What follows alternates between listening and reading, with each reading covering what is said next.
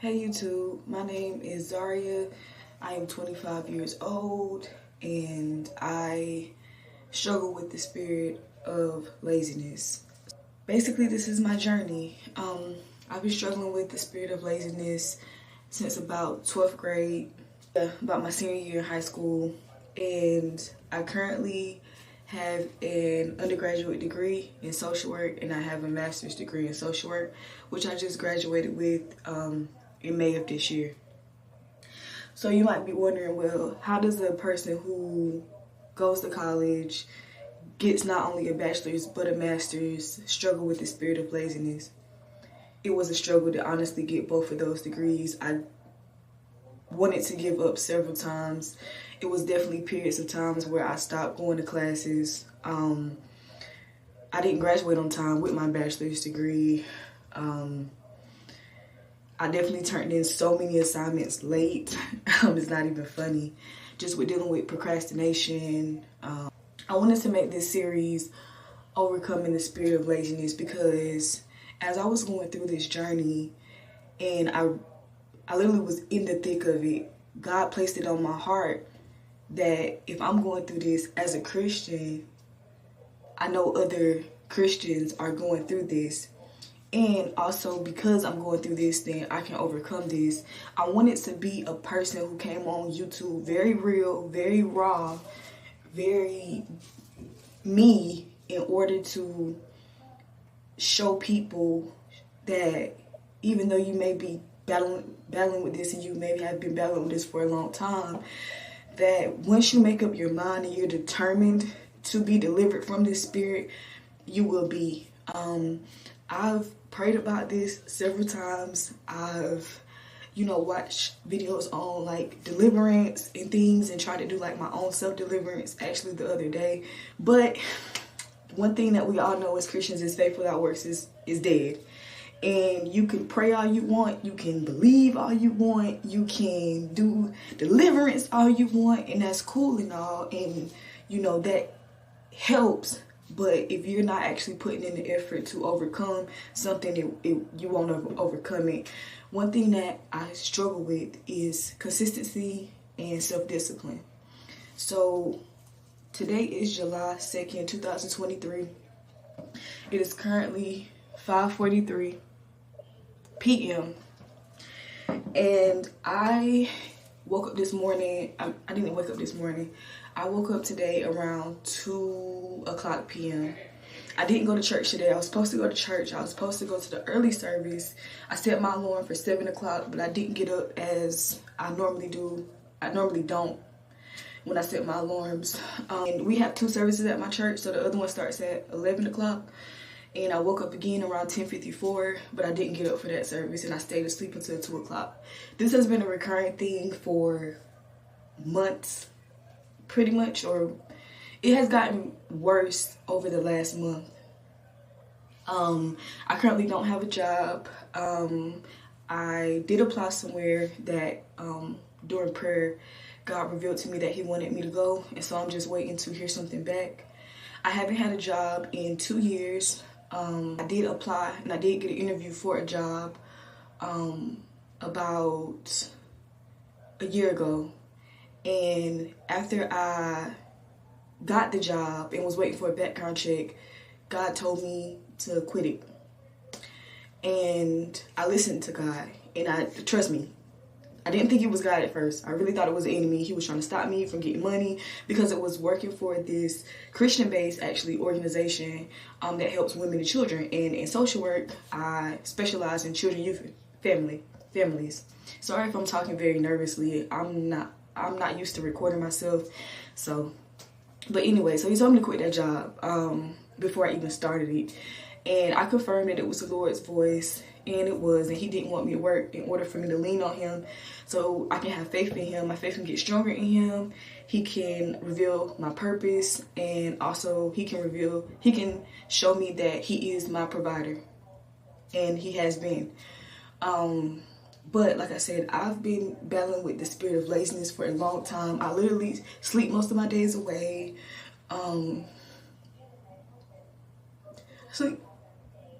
Sorry, this is going to be very emotional for one as well, but I sleep most of my days away. I don't really have motivation to do much, and what I'm about to describe to y'all is going to sound like depression, but it's not. Trust me, it's not. I've been battling this spirit for a long time. And it's not like I can't do anything, but it's just like having the discipline to actually do it. Like, I will plan out my day, but I won't get up in time. And I just, like I said, I just stay in the bed, like knowing that I need to get up. But so I stay in the bed for long periods of time. When I do, sometimes, rarely, I will get up early in the morning. I will, start off my day right. I will go out and try to take a walk or something, try to do some type of movement. But that's very rare. But I do that when I'm determined to do it. But every day it's very shaky for me. It's very rocky for me.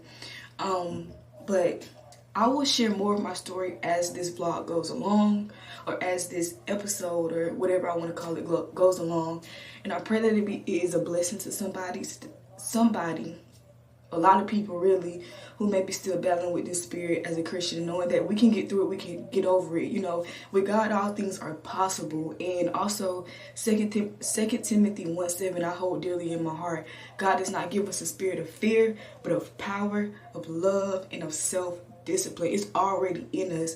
We just have to tap into it. So right now, I'm really trying to tap into that and know that it starts with me, and I have to be willing to put in the work. I have to be willing to jump out of the bed when I hear that alarm clock, not stay in the bed.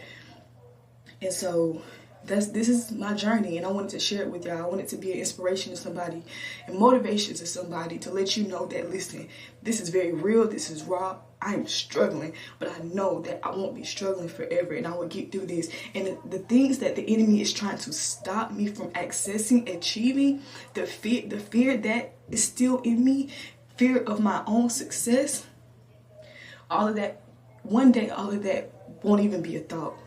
And I'll be actually standing in the midst of my success and in the midst of my purpose, and you will too.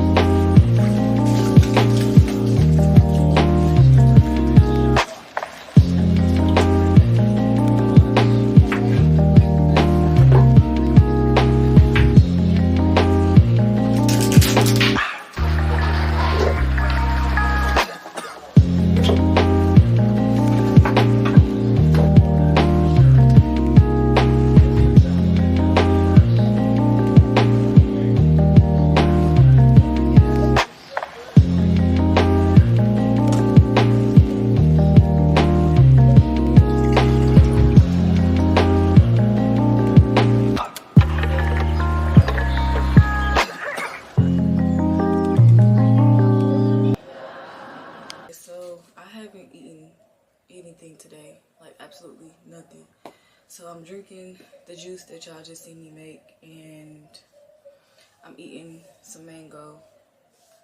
I've been really finding really good mango at Walmart, which is strange because I shop at like health food stores like Trader Joe's, Whole Foods.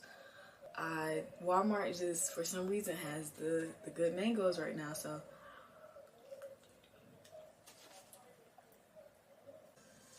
I think when you That's So the time is now 7:39, and I finished drinking my celery juice. I finished eating my mango, and my camera died, so I was letting it charge a little bit.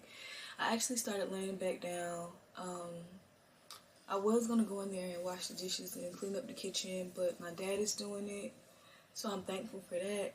I actually just wanted to come up here real quick because and kind of tell y'all like what I need to do for the rest of the day. I don't know if it'll get done, but I'm gonna try.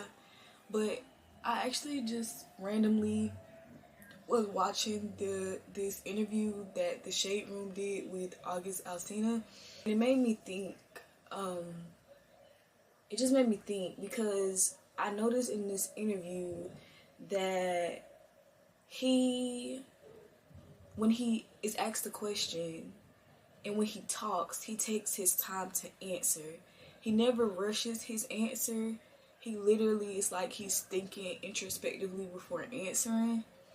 And it made me think about myself and how I've always struggled when answering questions because I always felt like I had to rush to get through it. It's actually a trauma response for me. And I always feel like I have to rush to get through my questions, and I don't think them through that well because I believe it's two reasons. I believe the first reason is because for a large majority of my life when I speak, I always paid attention to people when I spoke, and it just always seemed like people never really cared for what I had to say, especially if I was long-winded.